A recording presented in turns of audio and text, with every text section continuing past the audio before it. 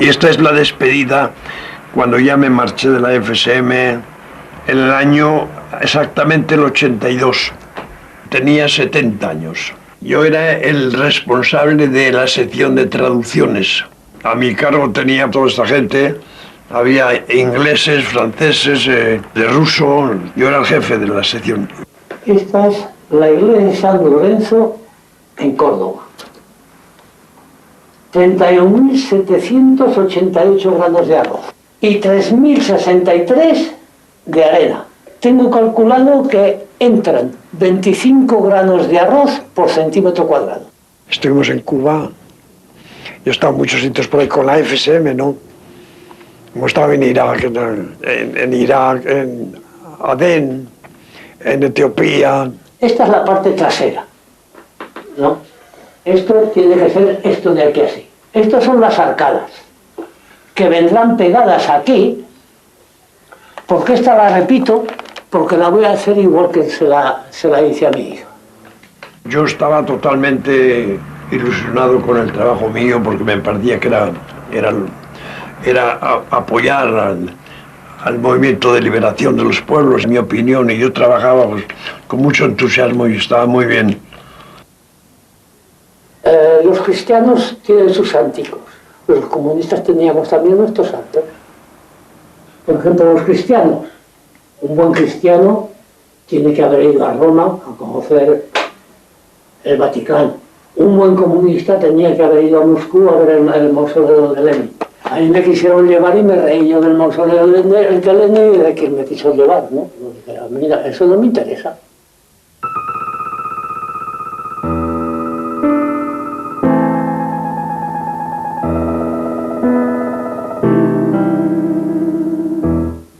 Yo estoy aquí pero estoy vegetando. Llevo 50 años en Checoslovaquia vegetando. Vegetando. Yo no me ligo al pueblo checo. Porque ¿cómo te vas a ligar al pueblo checo cuando estás viviendo en el exilio y hasta el año 60 o pues casi hasta el 70, te diría yo? Estás viviendo pensando en regresar a España. Porque esa es la política del partido. Aprender para volver a España.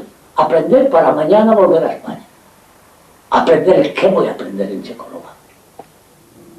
Yo he vivido 10 años en Ustí-Laven.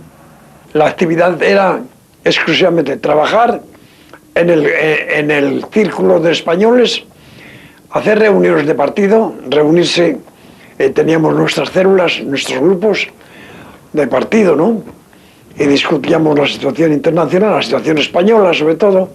Teníamos un boletín que se publicaba en español, el partido lo publicaba, de la situación que había en España, si había movimiento de huelga, si no había, si había grupos de guerrilleros, si había cosas de ese tipo, ¿no? Cuando yo llegué, me enviaron a Ustí, y Ustí pues es como cuando los soviéticos enviaban a uno a Siberia. De castigo a Ustí-Laven, porque Ustí-Laven, amigo, hay que ver la atmósfera que hay, ¿sabes? Por la mañana, en invierno, por la mañana te levantabas a las 5 de la mañana y de la química de Ustí todo iba para el cielo, ¿sabes? Y te entraba un pico en la garganta y una lagrimera de espanto. Había grupos de estudio también, ¿no? Eran voluntarios. El que quería se incluía en un grupo de estudio, y entonces estudiaba marxismo-leninismo, se estudiaba teoría, se estudiaba la historia del Partido Comunista, de la URSS, porque ahí había una parte teórica muy interesante, que era el materialismo dialéctico y el materialismo histórico. El colectivo de Lustig-Laben era muchísimo mejor que el de aquí. Muchísimo mejor. Y te diré el porqué. En Lustig-Laben todo el mundo trabajaba. No había ningún enchufado. Y aquí había enchufado. Aquí estaban los enchufados, los españoles enchufadillos del partido, ¿no? Y estaba la dirección del partido, y yo, donde estaba la dirección del partido, huía de ellos. Huía de ellos porque, en fin, eran dictadores, y nada más. Dictadores pequeñitos, no tenían a quien mandar y nos mandaban a nosotros, ¿no? Dictadores.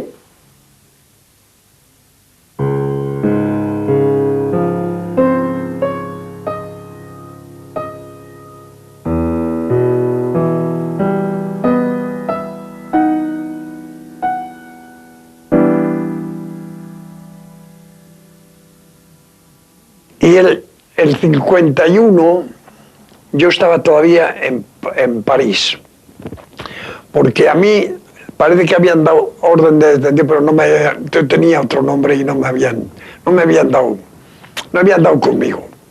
Entonces el partido me dio la posibilidad de venirme a Praga, en lugar de ser detenido por ahí a un campo de concentración, como los otros que estaban. Y me mandó a Praga. De París cogí el avión y me vine a Praga. Entonces llego al aeropuerto, aquí en Praga, todo el mundo al suelo, todo el mundo al suelo. Llego a pasar por la aduana, y allí está un policía, y brum, mi maleta que llega, su maleta, sí, ábrala. Y yo, no. El tío que la llave para mí, digo yo, con el dedo que no.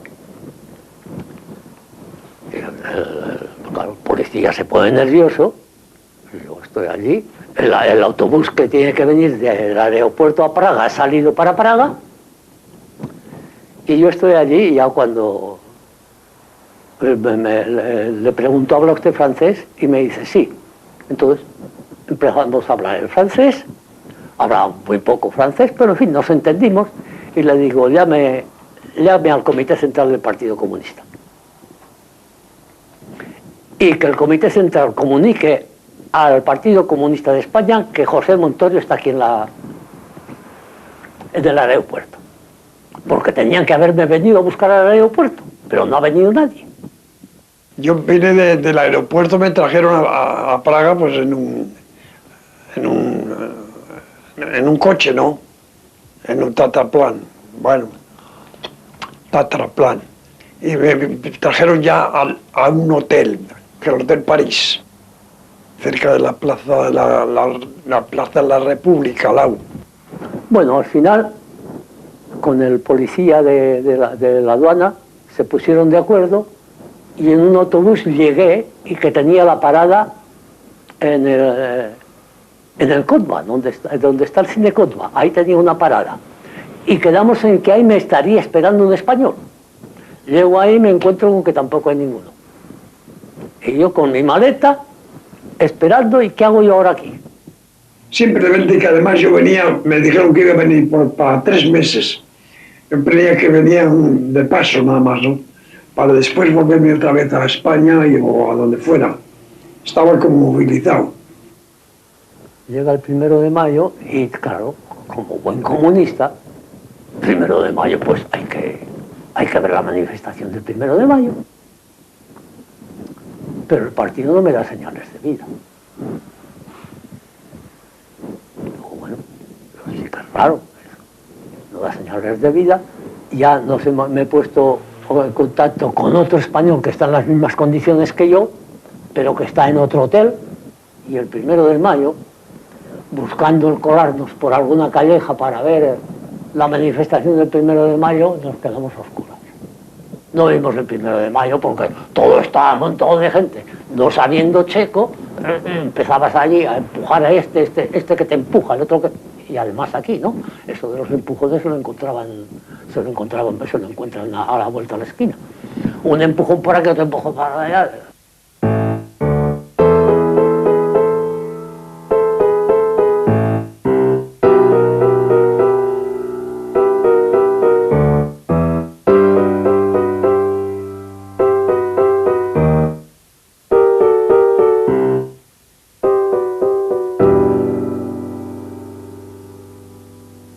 Después de que pasamos por Olot, nos dirigimos a Francia. La primera noche la hicimos en la frontera, porque todavía la frontera no estaba abierta, pero al día siguiente la abrieron y entramos en Francia. Nos llevaron a un campo de concentración, en fin, campo de triaje, ¿no? De triaje.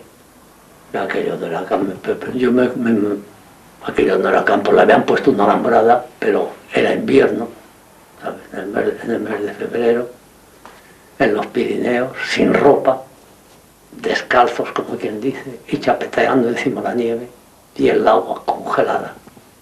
Los franceses no estaban preparados para recibir a toda aquella gente que nos metimos encima.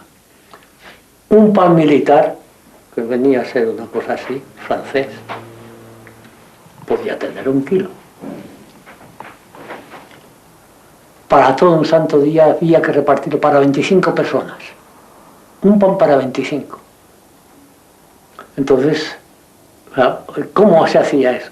Entonces llegabas con una lista, 25, listas de 25. Pues te van un pan militar. Con esas cuentas, enseguida que nos dimos cuenta de lo que ocurría, pues echaba la ley, echaba la trampa.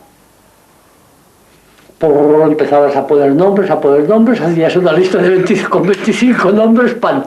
A esas cuentas entramos por lo menos 25 millones de personas en Francia. Vino una orden de que saliéramos del campo, que nos llevaban. Había pedido asilo a la Unión Soviética, el partido, para los militantes más destacados más. Había pedido el asilo político y la Unión Soviética lo dio, ¿no? Entonces nos salimos del campo el día alrededor del 23 o el 24 de abril del 39. Fuimos a Pas-de-Calais y de ahí en un barco por el Mar del Norte a Leningrado. Llegamos el 31 de abril y el 1 de mayo, al día siguiente, estuvimos en una plaza grande que hay allí, al lado del teatro, el Palacio de Invierno, una plaza tremenda. Y allí hubo una manifestación y nosotros estábamos en la tribuna de honor. Nosotros. Estaba allí también Lister, Modesto, el campesino, todos estábamos allí. Los que habíamos venido de Francia, ¿no? Bueno, aquello fue fantástico. A mí me llenaba ¿cómo diría? No congoja, porque habíamos perdido España ya, no. De envidia. Ver aquellas milicias con aquel armamento y aquellas cosas.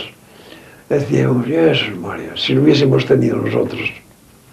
Si lo hubiésemos tenido nosotros. A nosotros nos faltaban de todo, no teníamos ya, finalmente no teníamos ni balas para tirar. Estando en Montesquieu, se tuvo lugar en Toulouse el Congreso de los Guerrilleros Españoles.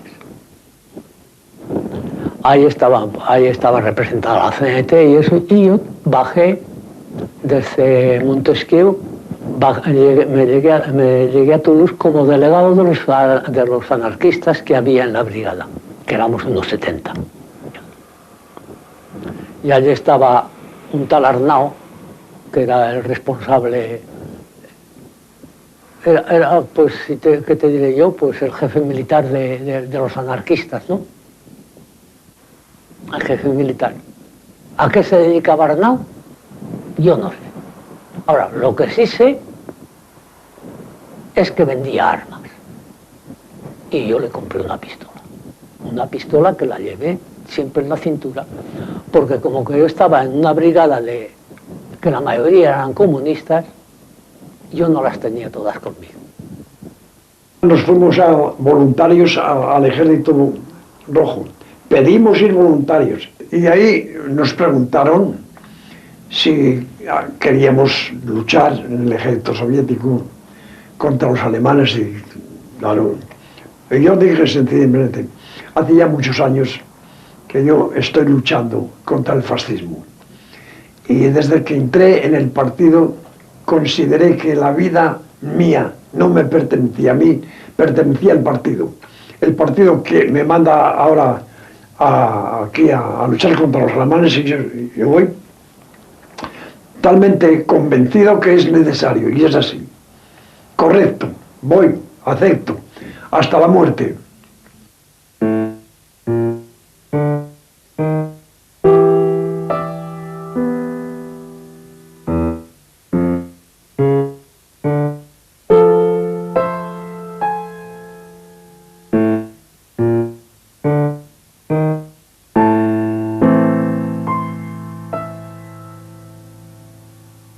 Cada 3 años mi madre tenía un hijo.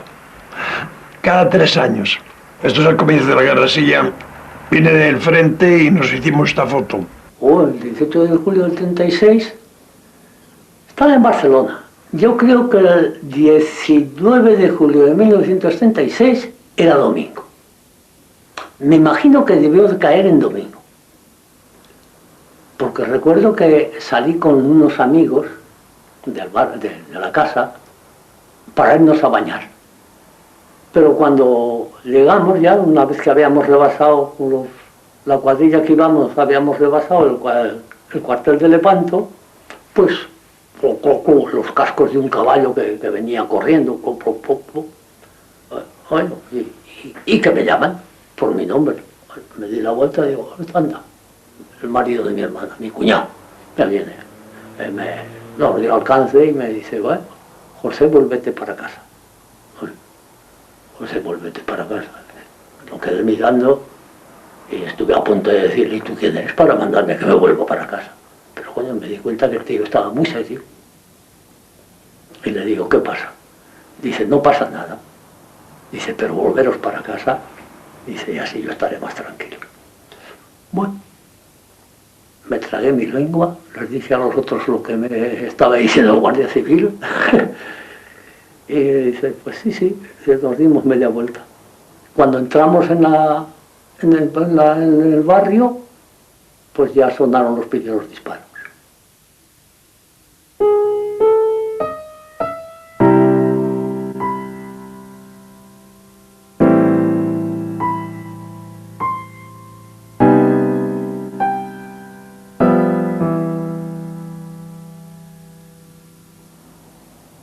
Y el día de las elecciones, el día 13, el 14 de abril se proclamó la República. El 13 fueron las elecciones, el 13. Por la noche fuimos a la casa de gobierno, la presidencia del gobierno, que está a pedir la República, en manifestación desde la Puerta del Sol. Fuimos por la calle Alcalá abajo a la Cibeles, y de la Cibeles nos metimos a la izquierda a Recoletos, y en Recoletos estaba la presidencia de la República, del gobierno, y voceando abajo la monarquía, viva la República, tal. Pero estaba escondida allí la Guardia Civil camionera. La Guardia Civil estaba allí a caballo, y empezaron a darnos una batida. Y como nosotros insistíamos, pues empezaron a disparar. Y hubo muertos en las escaleras de la casa de correos. Allí cayó una muchacha muerta, una joven de 17 años. A mi lado, íbamos corriendo ya para allá, a mi lado también uno casi se me agarró a mí, también muerto, o herido, muy herido. Y a mí no me dieron por casualidad, ¿no? Pero ya, de ahí nos fuimos a la Puerta del Sol, voceando, gritando viva la República, ¿no? Hasta que finalmente pues se proclamó la República.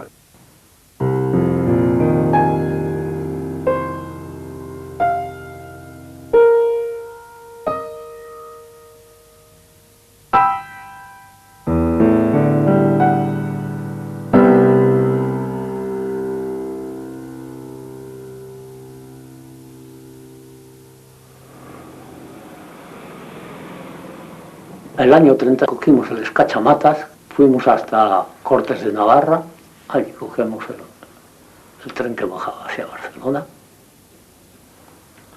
Aquello se le llamaba tener casa. La pocilga de los cerdos en mi pueblo era más decente que aquello. Los techos tenían lo menos sus 5 metros de alto y era una planta baja. El piso, tierra apisonada, agujeros de ratas por todas partes, cucarachas a mansalva. Y desde el techo caían unos visillos de telas de araña que te quitaban la vista de encima. No teníamos en casa, no teníamos ni agua ni váter.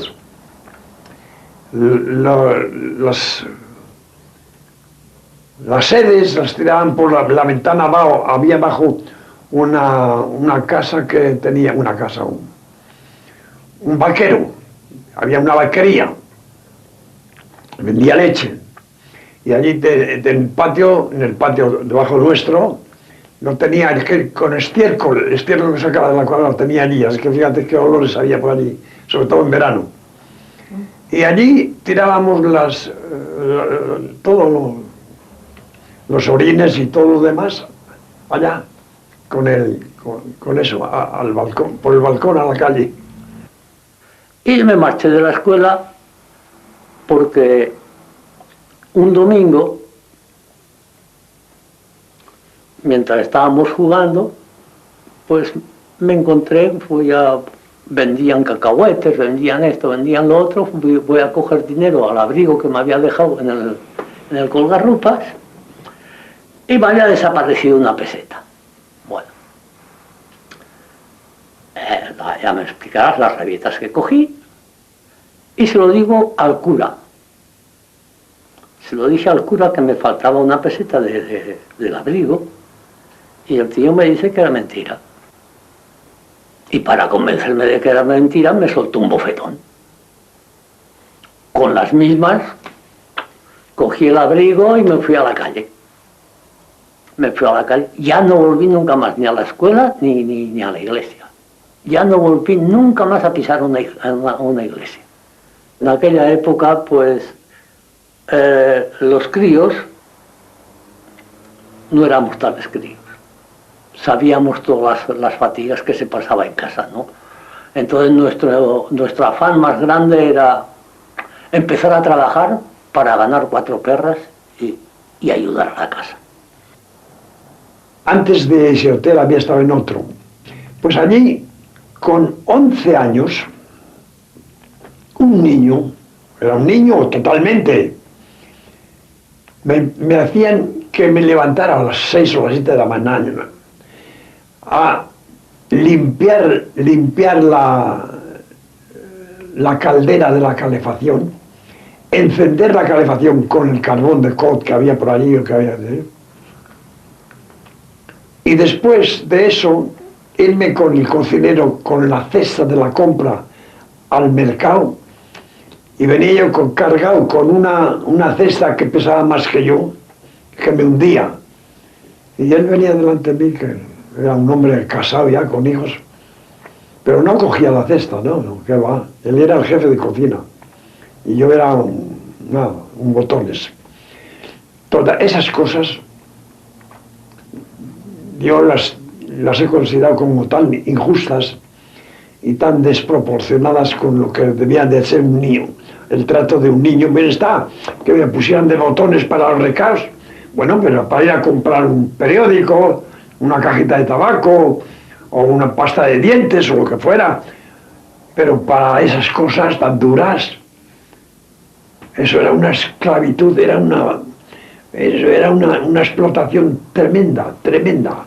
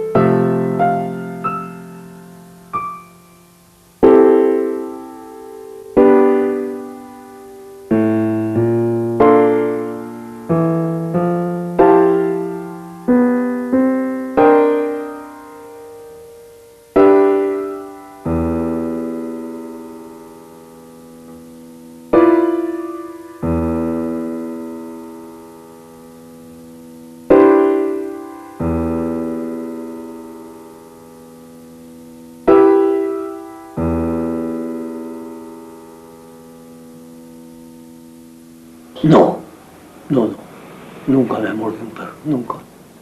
Ni me recuerdo que mordiese a nadie. Si tengo algún muñecazo en la cabeza son de las guerras de chiquillos, ¿no?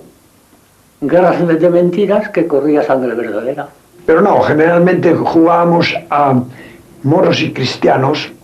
Nos subíamos al castillo, a un castillo moro que hay, que estaba medio derrumbado ya, y allí pues sale, nos dividíamos en dos bandos y de buenas a primeras empezábamos a pedar a limpia, con tirachinas, pirigallos que llamábamos, ¿no? Con el pirigallo, con las ondas, y vale. Y eso sí, una vez, jugando a moros y cristianos, pues con una piedra yo le pegué a un amigo mío que estaba en el otro bando y le hice una herida en la cabeza, ¿no? Algunas se cogían rencillas, ¿no? Y algunas duraban toda la vida, otras no. Otras no, otras pues se pasaba la pelea y se había pasado la pelea y después a volver juntos. Hombre, no se enfadó porque a ver, estábamos jugando, ¿no?